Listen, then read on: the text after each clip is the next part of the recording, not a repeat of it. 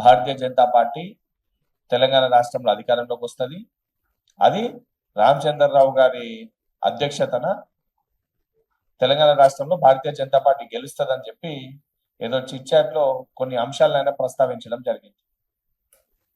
అసలు భారతదేశ వ్యాప్తంగా యువకులు, విద్యార్థులు ఒకవైపు, వాళ్ళకి సపోర్ట్ గా ప్రతిపక్షంలో ఉన్న కాంగ్రెస్ పార్టీ, ఇండియా కూటమి, ఇండియా బ్లాక్ కి సంబంధించిన పార్టీలందరూ పార్లమెంట్ లో కొట్లాడితే దానికి సమాధానం చెప్పలేక, దానిపైన మాట్లాడలేక అమిత్ షా ఈరోజు పార్లమెంట్ కి రాక ముఖం చాటేసిన పరిస్థితి మనం చూస్తున్నాము. కనీసము విద్యార్థులు ఏదైతే 12 ఏళ్లుగా కేంద్రంలో అధికారంలో ఉన్న భారతీయ జనతా పార్టీ తెలంగాణ రాష్ట్రంలో కాంగ్రెస్ పార్టీ హామీల గురించి మాట్లాడుతుంది. 12 ఏళ్ళు వీళ్ళు కేంద్రంలో అధికారంలో ఉండి అనేకమైన హామీలు ఇచ్చారు. అందులో సంవత్సరానికి 2 కోట్ల ఉద్యోగాలు ఇస్తా అని చెప్పారు. సంవత్సరానికి 2 కోట్ల ఉద్యోగాలు అంటే 12 సంవత్సరాల్లో 24 కోట్ల ఉద్యోగాలు. మొత్తము 12 సంవత్సరాలు కలిసి కూడా 2 కోట్ల ఉద్యోగాలు ఇవ్వలేము మీరు.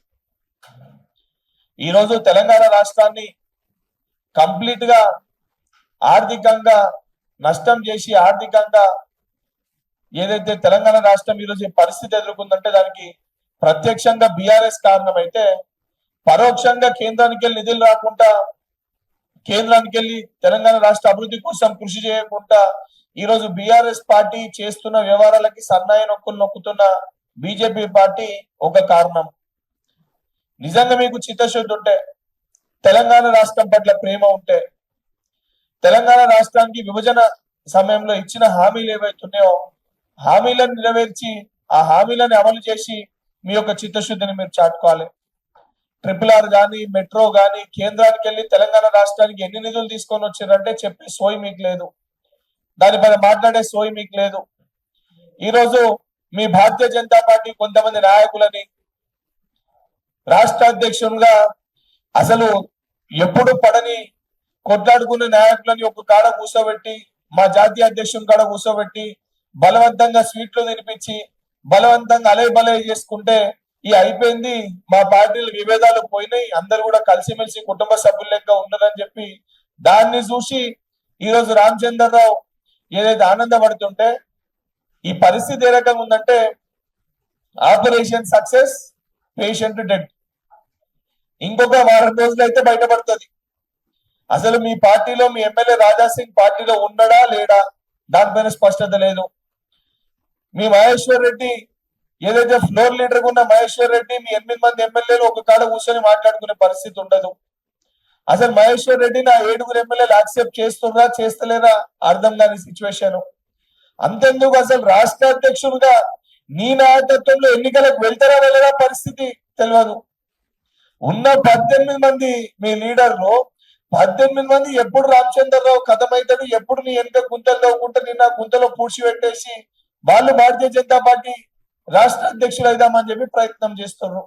నీ పరిస్థితే నీకు సక్కలేదు, నీకే నీ పార్టీలో దిక్కులేదు. నీకు నిజంగా దమ్ముంటే బలంగా గట్టిగా నువ్వు ప్రెస్ మీట్ లో చెప్పగలుగుతావా, రాబోయే ఎన్నికల్లో నా నాయకత్వంలోనే ఎన్నికలకు వెళ్తాము, రామచంద్రరావు నాయకత్వంలోనే మేము పోటీ చేస్తామని చెప్పి చెప్పే ధైర్యం నీకుందా? నీ పరిస్థితి నీకు సక్కలేదు. తెలంగాణ రాష్ట్రంలో భారతీయ జనతా పార్టీ అధికారంలోకి వస్తుందని చెప్పి మాట్లాడుతుంది. ఏం చూసి ఓట్లు వేయాలి మీకు జనాలు? ఆల్రెడీ రేవంత్ రెడ్డి అనే సునామీలో భారతీయ జనతా పార్టీ కొట్టుకుపోయింది. రేపొద్దున ఢిల్లీ పీఠంలో కూడా రాహుల్ గాంధీ అనే ఒక సునామీలో భారతీయ జనతా పార్టీ కంప్లీట్ గా కొట్టుకుపోతుంది. ఈ రోజు ప్రజలందరూ కూడా రాహుల్ గాంధీ గారిని ప్రధానమంత్రి చెయ్యాలనే ఒక సంకల్పంతో ఉన్నారు.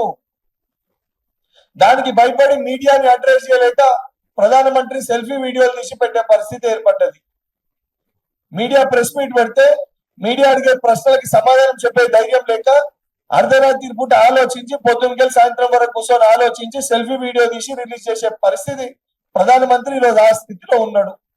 మీ పరిస్థితే సక్కలేదు, మీ పార్టీ పరిస్థితే సక్కలేదు. రాహుల్ గాంధీ గారు ఒక సునామీలో మీ పార్టీ కొట్టుకపోతే కనీసము డిపాజిట్లు కూడా రాలేని పరిస్థితి ఏర్పడుతుంది రానున్న రోజులలో.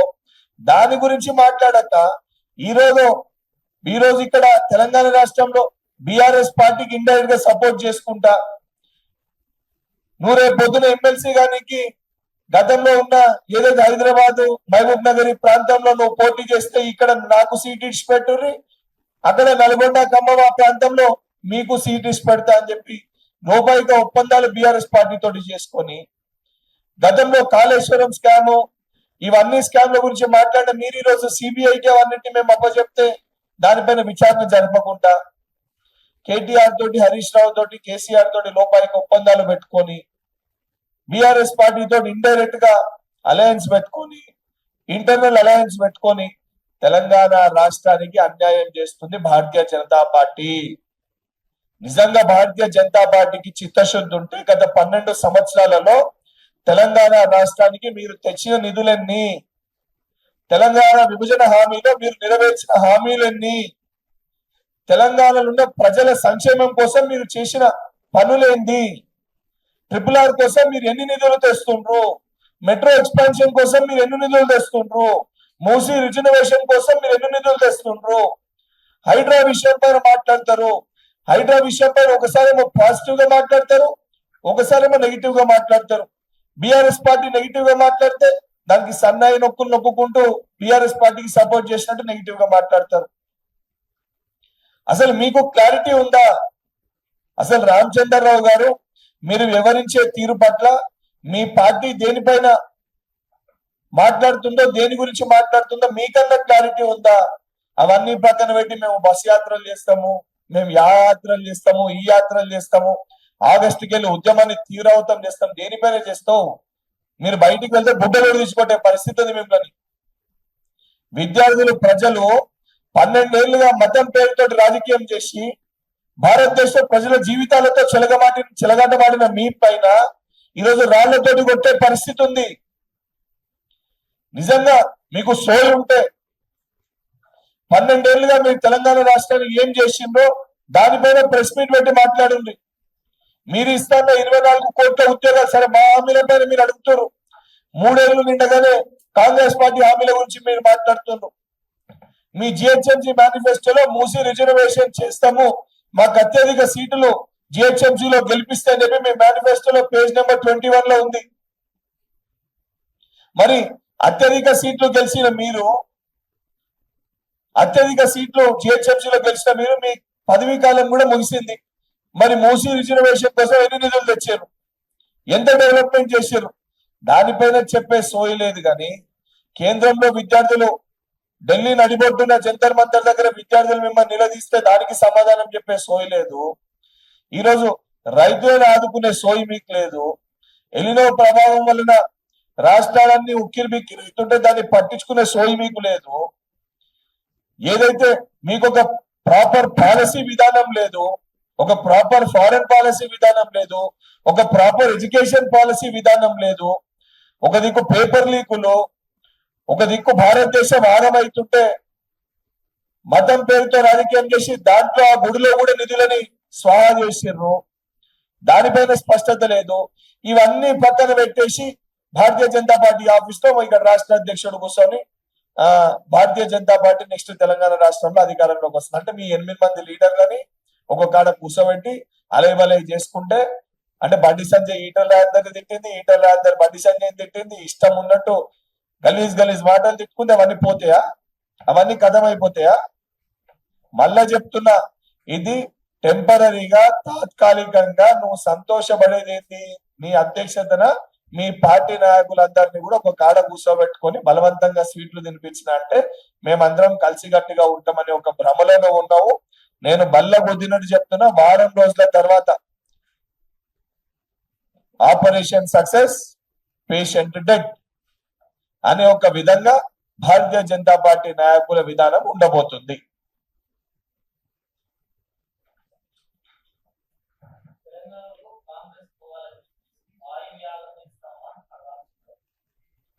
అదే చెప్తున్నా,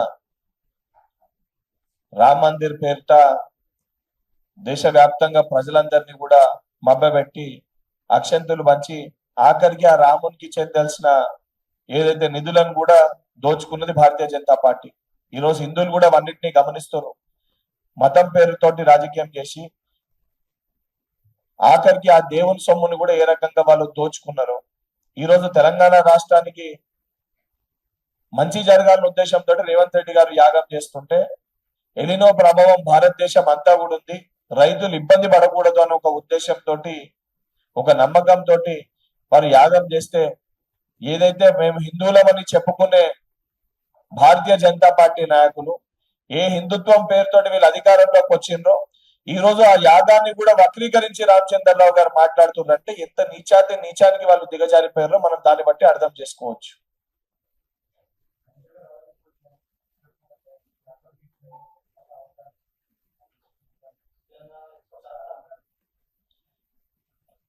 నరేంద్ర మోడీ గారు జంతర్ మంతర్ దగ్గరకు వచ్చి జంతర్ మంతర్ పక్కన పెట్టు, నరేంద్ర మోడీ గారు 12 సంవత్సరాల్లో మీడియాతో ఇంటరాక్షన్ పెట్టలే. ఒక ప్రధానమంత్రి అయి ఉండి రేవంత్ రెడ్డి గారు 15 రోజులకు ఒకసారి మీడియాతో ఇంటరాక్షన్ పెడతారు. రాహుల్ గాంధీ గారు 10 రోజులకు ఒకసారి మీడియాతో ఇంటరాక్షన్ పెడతారు. దాని రిస్ట్రిక్షన్స్ ఏముంటాయి, ఈ మీడియా రాకూడదు, ఈ మీడియా రండి, మా దగ్గర ఉన్న రండి అనేది ఏముండదు. మన ప్రధానమంత్రి గారు 12 ఏళ్లుగా ప్రధానమంత్రిగా ఉండి ఒక్క మీడియాతో ఇంటరాక్షన్ పెట్టలే. అంటే ఎంత వన్ సైడెడ్ గా ఎవరు ఏ రకంగా ప్రవర్తిస్తున్నారో ప్రజలు గమనిస్తారు. అండ్ 100% రాహుల్ గాంధీ గారిని చిక్కడపల్లికి తీసుకురావాల్సిన పరిస్థితి వస్తే తప్పనిసరిగా తీసుకొని వస్తాం. అండ్ ఆ చాతురంకి గురించి ఆ రోజు ఎన్ఎస్ఏ రాష్ట్ర అధ్యక్షుడు ఉన్న బర్మూర్ వెంకటే మళ్ళీ చిక్కడపల్లిలో చాతురంకి గురించి తప్పనిసరిగా ఆర్గనైజ్ చేస్తాం. అండ్ అదే తెలంగాణలో ఉన్న ఇదే యువకులతోటి రాహుల్ గాంధీ జై అనే ఒక నినాదం కూడా ఇప్పిస్తాం. ఇది మా పైన మాకునే నమ్మకం. మేము తెలంగాణని గత 3 సంవత్సరాలుగా, అవును కొద్దిగా ఆలస్యమైన మాట వాస్తవమే, కానీ ఎవరి వలనైంది, దేని వలనైంది, మేము ఇవ్వము చెయ్యము అని అట్లే వాళ్ళు బుకాయిస్తున్నారు. 3 ఏళ్లలో మేము ఇవ్వాల్సిన ఉద్యోగాల గురించి, చాతురంగి గురించి రామచంద్రరావు మాట్లాడితే 12 ఏళ్లుగా 24 కోట్ల ఉద్యోగాలు ఇవ్వాలి. ప్రభుత్వ సంస్థల్ని ప్రైవేట్ సంస్థలుగా మార్చిర్రు. ప్రభుత్వ ఉద్యోగ అవకాశాలను కోల్పోయే విధంగా 12 ఏళ్లుగా భారతీయ జనతా పార్టీ చేసింది.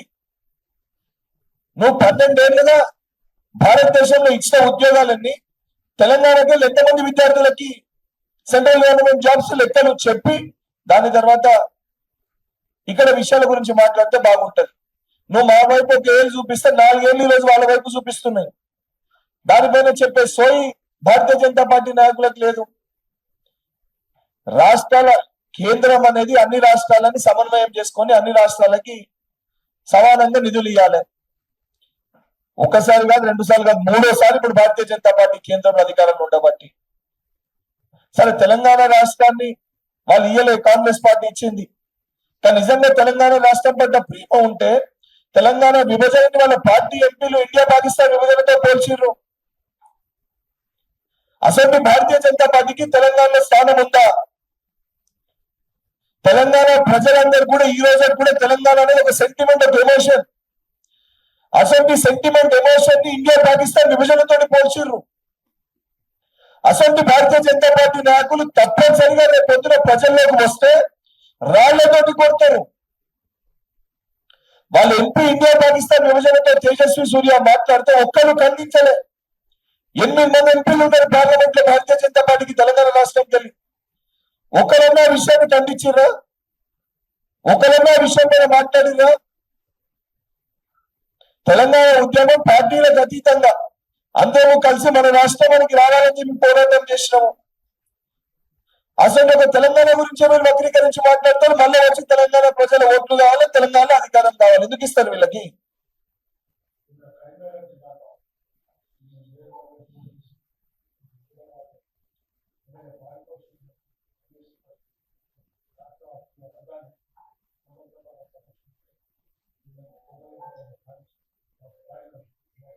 ఇప్పుడు పాడి కౌశిక్ రెడ్డికి సోయి ఉందా అని నేను అడుగుతున్నాను.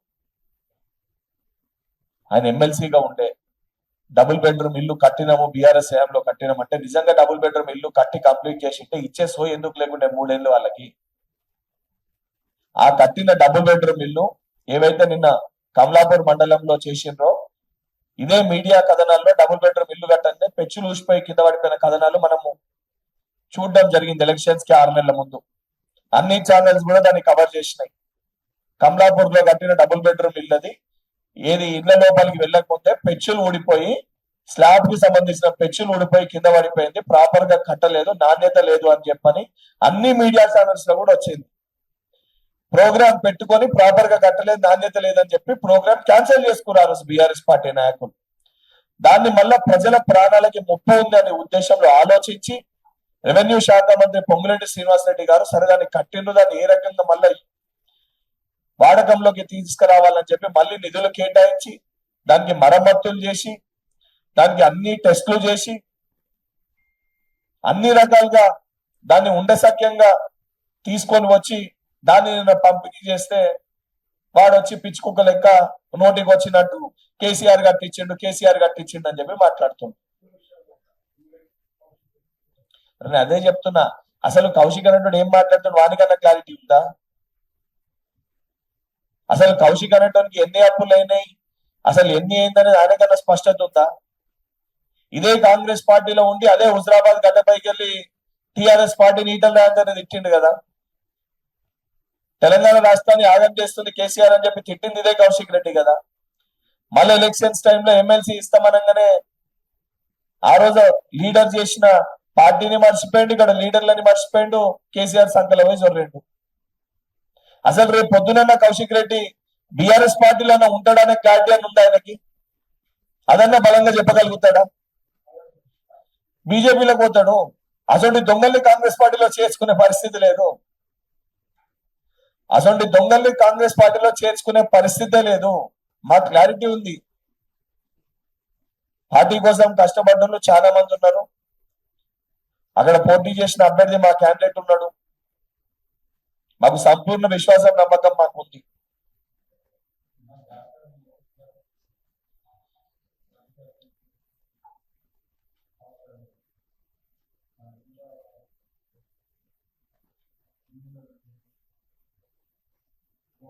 జార్ఖండ్ లో జరిగిందని వచ్చారు ఒక విషయం.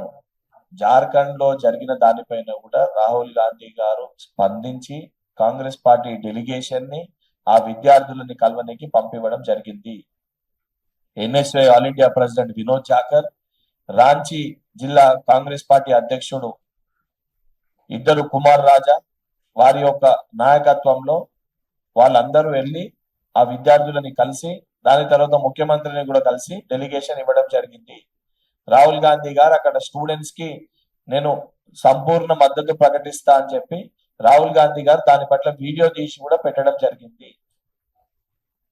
ఇవి దీనిపైన అవగాహన లేకుండా కొంతమంది ప్రతిపక్ష పార్టీలు విమర్శలు చేసే, అదే ప్రతిపక్ష పార్టీ అధ్యక్షులు దీనిపైన అవగాహన లేకుండా ఏదో బయటికి వచ్చి కొన్ని రాళ్లు కాంగ్రెస్ పార్టీ పైన వేస్తే రాహుల్ గాంధీ గారి గురించి మాట్లాడితే అది టీవీలో కవర్ అవుతుంది, కొంచెం నా స్టేజ్లలో పెరుగుతుంది అని ఒక ఆశతోటి అవగాహన లేకుండా మాట్లాడిన మాటలు తప్ప రాహుల్ గాంధీ గారు స్పందించిన విషయము, కాంగ్రెస్ పార్టీ డెలిగేషన్ వెళ్ళిన డెలిగేషన్ అక్కడ ముఖ్యమంత్రిని కలిసిన విషయము, ఇవన్నీ మీడియా ఛానల్లో వచ్చిన విషయాలే.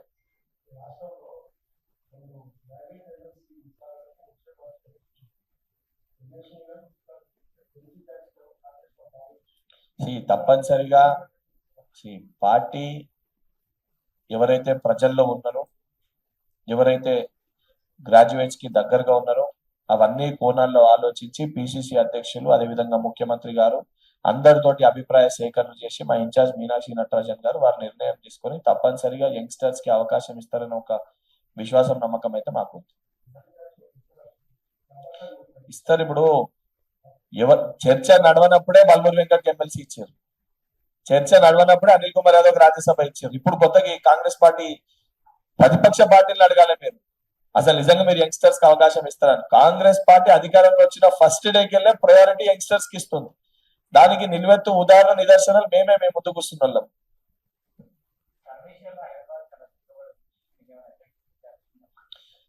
సర్ అనేది హైదరాబాద్ ప్రాంతంలో జనరల్ గా కూడా ఇతర డిస్ట్రిక్ట్స్ కి వెళ్ళి వేరే దగ్గరికి వెళ్ళి హైదరాబాద్ లో వచ్చి నివసించే ప్రజలు ఎక్కువగా ఉన్నారు. సో ఓట్ హక్కు అనేది ఒకసారి మనము గ్రామీణ ప్రాంతాల్లో అప్డేట్ చేసుకున్నప్పుడు హైదరాబాద్ లో అప్డేట్ చేసుకునే అవకాశం కూడా లేదు. ఇమీడియట్ గా చూపిస్తుంది. మనం అప్లై చేస్తే మన డీటెయిల్స్ కొట్టగానే డిజిటల్ దాంట్లో ఆల్రెడీ మీ ఓట్ అక్కడ ఎగ్జిస్ట్ అవుతున్నట్టు చూపిస్తుంది. సో దాంట్లో ఏదైతే గతంలో ఉన్న డబుల్ ఓట్స్ కానీ ఇవన్నీ కూడా హైదరాబాద్ పరిసర ప్రాంతంలోనే, దాంతో పాటు ఆంధ్రప్రదేశ్కి వెళ్ళి సెటిలర్ ఓట్లు కూడా ఈ హైదరాబాద్ రంగారెడ్డి పరిసర ప్రాంతాల్లో ఎక్కువ ఉంటాయి. సో దాని వలన సర్ ప్రక్రియలో హైదరాబాద్ ఓట్స్ కొంచెం తగ్గినాయి అని చెప్పి మనం భావించేస్తాం.